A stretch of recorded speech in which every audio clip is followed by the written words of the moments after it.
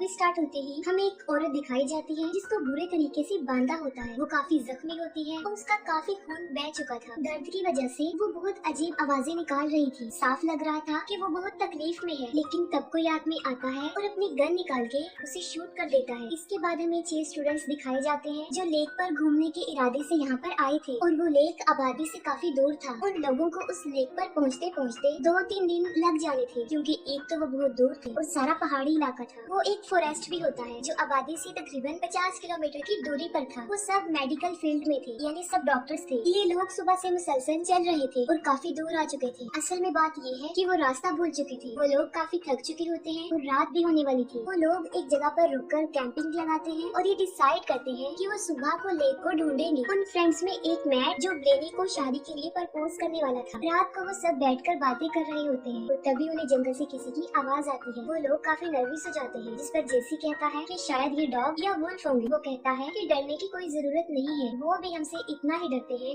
जितना कि हम उनसे। इस बात को इग्नोर करके सब अपने अपने टेंट्स में चले जाते हैं। लेकिन थोड़ी देर गुजरने के बाद मैट टॉयलेट पर्पस के लिए बाहर आता है, जबकि दूसरी साइड पर उसकी बेस्ट फ्रेंड ब्रेनी उसका वेट कर रही थी। मैट को किसी की अजीबो गरीब आवाज आती है और एक चीज भी उसे नजर आती है जो इंसान जैसे ही लग रही थी, लेकिन वो चल जानवर की तरह रही थी। मैट उसे देखकर काफी शॉक्ड हो जाता है कि आखिर ये क्या है, और तभी अचानक वो मैट पर अटैक कर देती है और उसके पेट को बुरे तरीके से फाड़ देती है। बड़े ही ब्रूटली तरीके से इंटेस्टाइन्स बाहर निकाल देती है। कुछ देर बाद वहीं पर उसकी मौत हो जाती है। टेंट में उसकी फ्रेंड ब्रेनी जो काफी देर से उसका वेट कर रही थी और वो वापस नहीं आया था, तो उसे उसकी फिक्र थी और वो खुद लाइट लेकर बाहर उसे ढूंढने जाती है। वो उसे आवाजें देकर बुला रही थी, लेकिन वो भी उस चीज को देख लेती है जो बड़ी बुरे तरीके से मैट को चीर फाड़ कर रही थी। जो कुछ वो देख रही थी उसे उस पर बिलीव नहीं हो रहा था और लाइट उसके हाथ से छूटकर गिर जाती है। वो रोते हुए वापस आती है, लेकिन वो मॉन्स्टर उस पर भी अटैक कर देती है और उसकी ये चीखें सुनकर उनके सारे फ्रेंड्स अपने अपने टेंट से बाहर आ जाते हैं। वो सब फ्रेंड्स उन दोनों की तलाश में निकल जाते हैं। वो देखते हैं कि ब्रेनी तो बेहोश और जख्मी पड़ी हुई है, लेकिन जब वो मैट को देखते हैं तो काफी हैरान और परेशान हो जाते हैं कि आखिर ये किसने किया,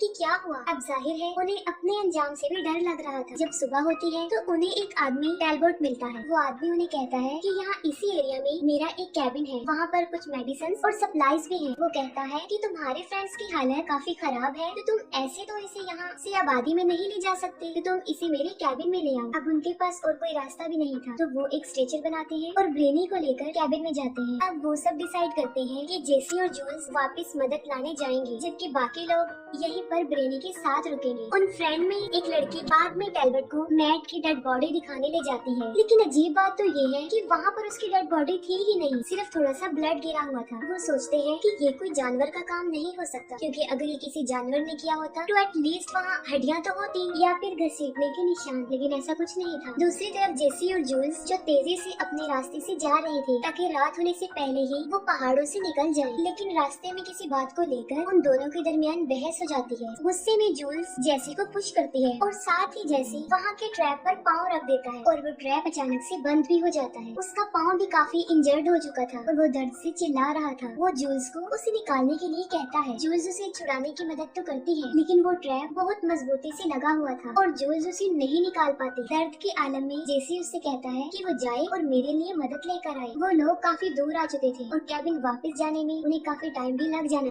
लेकिन जूल्स भागते हुए वापस उस रास्ते पर जाती। दूसरी तरफ एलिस फील करती है कि यहाँ पर कुछ तो गड़बड़ है और उसे टैलबर्ट पर ही शक था। वो गीना को कहती है कि मुझे ये आदमी ठीक नहीं लगता। पूरा दिन गुजर चुका होता है और अब रात हो गई थी। जूल्स जंगल में अकेली फंस गई थी, जबकि जेसी अभी तक ट्रैप में ही फंसा हुआ था। और तब जूल्स अपने आसपास किसी की आहट महसूस करती है और यहाँ पर फिर से हमें वो क्रिएचर दिखाया जाता है जो आहिस्ता आहिस्ता जूल्स की तरफ बढ़ रहा था। जूल्स एक ट्री के नीचे छुप जाती है और काफी डरी हुई होती है। वो क्रिएचर बिल्कुल उसके ऊपर था और यहाँ पर हमें पता चलता है कि वो क्रिएचर ब्लाइंड है और वो जूल्स की स्मेल और उसकी आवाज की तरफ अट्रैक्ट हो रहा था। एलिस कैबिन में देखती है कि वो आदमी टैलबर्ट ब्रेनी को कोई इंजेक्शन लगा रहा था। तब एलिस एक गन लेती है, वो उसके पीछे जाती है और उससे पूछती है कि तुम क्या कर रही हो और सिरिंज में क्या है। वो कहता है कि ये सिर्फ एंटीबायोटिक्स है। एलिस उसे ऐसा करने के लिए मना करती है, लेकिन वो कहता है इसके अलावा मेरे पास और कोई रास्ता नहीं है। एलिस उसके शोल्डर पर शूट कर देती है और उसके सर पर भी वार करती है, जिससे वो जख्मी हो जाता है और तभी वो बाहर अजीब सी आवाजें सुनती है और बाहर खुद चेक करने के लिए जाती है। लेकिन जो वो देखती है उस पर वो काफी हैरान हो जाती है कि कुछ दूरी पर एक क्रिएचर है जो लग तो बिल्कुल इंसान की तरह रहा है, लेकिन उसकी मूवमेंट से ऐसा नहीं लग रहा। दूसरी तरफ गीना ने टैलबर्ट पर बंदूक तानी हुई थी ताकि वो कोई ऐसी वैसी हरकत ना कर सके। वो आदमी गीना को बताता है कि तुम नहीं जानती कि हम सब यहाँ पर कितने बड़े खतरे में हैं। वो कहता है कि तुम्हें अभी अपनी जख्मी फ्रेंड को शूट करना होगा वरना हम में से कोई भी नहीं बचेगा। ये बातें सुनकर गीना डर जाती है, लेकिन वो गुस्से में आकर उसे कहती है कि वो चुप रहे। वो फायर भी करती है और तभी टैलबर्ट कैबिन से भाग जाता है। अब केबिन में सिर्फ जख्मी ब्रेनी, एलिस और गीना रह गए थे, जिन्हें कुछ भी समझ नहीं आ रहा था कि उन्हें क्या करना चाहिए। और फिर एलिस को उस कैबिन में बेसमेंट का एक दरवाजा मिलता है और जब वो दोनों वहाँ जाती है तो उसे देखकर वो और ज्यादा हैरान हो जाती है, क्योंकि वहाँ पर अजीब सी केमिकल्स और मेडिकल सप्लाईज थी। एक बेड और हैंड कप्स भी थे। ऐसे लग रहा था जैसे वहाँ पर किसी को कैद किया हुआ था। वो दोनों समझती है कि ये जो भी है एक सीरियल किलर है जो अपने विक्टिम को यहाँ लाकर तड़पा कर मारता है। थोड़ी देर बाद जूल्स भी कैबिन तक पहुँच जाती है। वो काफी डरी हुई और थकी हुई थी। वो एलिस को उस अजीब क्रिएचर के बारे में बताती है और कहती है कि जैसे एक खतरे में है, वो किसी ट्रैप में फंस गया है।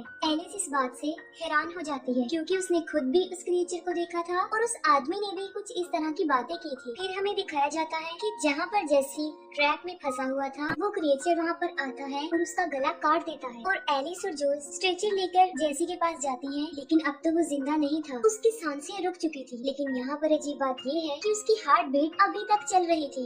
उसकी आईज का कलर भी चेंज हो चुका था। एलिस को लगता था कि शायद वो अभी भी जिंदा है। वो दोनों उसे स्ट्रेचर पर डालकर वापस केबिन में लाने की कोशिश करती है, लेकिन रास्ता काफी लंबा था और वो दोनों काफी थक जाती हैं। लेकिन बिल आखिर शाम तक वो केबिन तक पहुँच ही जाती है। अब वो लोग काफी फंस चुके थे क्योंकि उनके दो साथी तो जख्मी थे, मदद लाने का कोई जरिया नहीं था और आबादी से काफी दूर थे जो मुसीबत में फंसे हुए थे। ब्रेनी के बाल और उसके दांत गिर रहे थे, लेकिन किसी को भी समझ नहीं आ रही थी कि उसके साथ ऐसा क्यों हो रहा है। और फिर वो ये बात डिसाइड करते हैं कि अगले दिन कोई जाएगा और मदद लाएगा। और फिर जब वो सो रहे होते हैं तब टैलबर्ट अपने घर में आता है और जूल्स तो सो रही होती है, तो वो उससे गन ले लेता है और वो एलिस को गन पॉइंट करके कहता है कि जैसा मैं कहता हूँ वैसा ही करो, शर्त ये है अगर जिंदा रहना है। लेकिन जूल्स पीछे से एक नाइफ से उस पर अटैक कर देती। जब वो होश में आता है तब एलिस उसे पूछती है कि सच सच बताओ तुम हमारे साथ क्या करने वाली थी और अब से पहले हमारे साथ कितने लोगों के साथ क्या क्या किया। वो कहती है कि हमने तुम्हारा बेसमेंट देख लिया है और तभी जेसीबी उड़ जाता है। तब गीना देखती है कि वो एक अजीब सी मॉन्स्टर में चेंज हो गया है जो काफी डरावना था। वो क्रिएचर गीना पर अटैक करता है और फिर वहाँ से भाग जाता है और आखिरकार टैलबर्ट उन्हें सारी बात खुल के बता देता है कि यहाँ पर हो क्या रहा है। वो बताता है कि एक दिन वो अपनी फैमिली के साथ इस जंगल में आया था। वो बताता है कि मेरा बेटा जंगल में गया था और जब वो वापस आया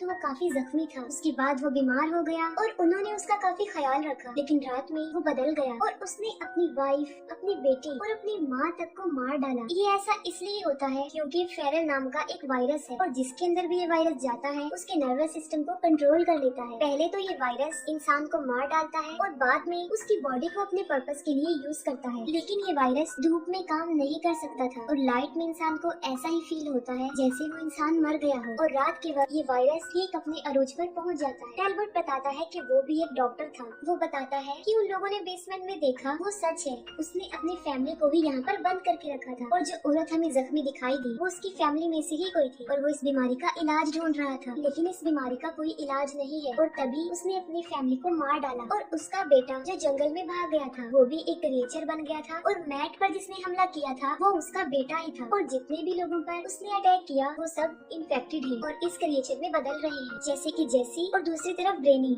जो अभी जख्मी है और यहाँ तक कि गीना भी वो क्रिएचर बन जाएगी क्योंकि जेसी ने उस पर हमला किया था। फिर वो एलिस को समझाता है कि तुम्हें समझदारी से काम लेना चाहिए, तुम्हें इन सबको मारना होगा वरना हम में से कोई नहीं बचेगा। और जैसे ही रात होगी वो यहाँ पर खाना ढूंढने आएंगे और कहता है कि हम ही उनका खाना बन जाएंगे, लेकिन वो उसकी बात नहीं मानती। एलिस उसे कहती है कि मैं अपने फ्रेंड्स को नहीं मारूंगी, कोई ऐसा वायरस एग्जिस्ट नहीं करता। असल में टैलबर्ट जो कह रहा था वो बिल्कुल सच था, क्योंकि थोड़ी देर गुजरने के बाद वो ब्रेनी में अजीब सी चेंजेस नोटिस करते हैं, लेकिन वो उसे बेसमेंट में लाकर उसे बांध देते हैं। लेकिन ऐसा करने में ब्रेनी गिना को जख्मी कर देती है और ब्रेनी देखते ही देखते एक अजीब से क्रिएचर में बदल रही थी। टैलबर्ट उसे एक इंजेक्शन भी इंजेक्ट करता है और सब काफी डरे हुए थे। वो अपनी मौत सोच लेते हैं कि उनके सारे फ्रेंड्स तो मर गए हैं और वो भी अब मरने वाले हैं, लेकिन एलिस इस बात को एक्सेप्ट करने को तैयार नहीं थी। वो गन लेकर कैबिन के ऊपर चली जाती है और वो सब क्रिएचर्स घर पर हमला कर देते हैं और एलिस एक एक करके उनको शूट करती है। लेकिन बेसमेंट में टेलबोर काफी चालाकी से जूल्स को बेहोश कर देता है और बाद में मौका देकर वो एलिस पर भी हमला करता है और उन सबको बेसमेंट में बांध देता है। टेलबोर बाहर आता है तो उसका अपना ही बेटा जो क्रिएचर बन गया था उस पर हमला करके उसे मार डालता है। जब एलिस को होश आता है तो वो देखती है कि गेना भी इस वायरस का शिकार हो चुकी है और वो उन लोगों पर हमला करने वाली थी, लेकिन वो गेना को मारने में कामयाब हो जाती है। एलिस उसे भागने का कहती है, लेकिन जैसे उसके पाँव को काट लेता है। अब सिर्फ बची थी तो एलिस, क्योंकि कोई भी अब वहाँ एक नॉर्मल इंसान नहीं रहा था। जूल्स एलिस को कहती है कि मुझे उन दरिंदों इंसानों के दुश्मनों जैसा नहीं बनना, तुम मुझे मार दो। लेकिन एलिस उसकी बात नहीं मानती, तब वो खुद ही गन लेकर अपने आप ही शूट कर लेती है और एलिस वहाँ से निकलती है और साथ ही मूवी यहीं पर एंड हो जाती है।